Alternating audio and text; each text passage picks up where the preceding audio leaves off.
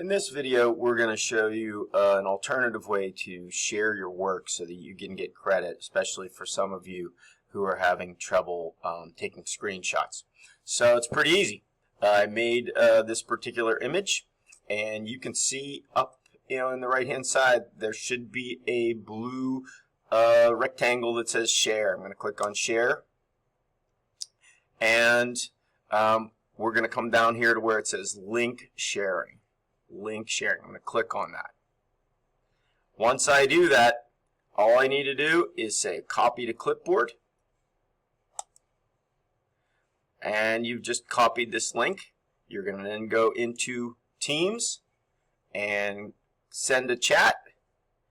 Once you have the chat ready to go, Control+V will put the link in there.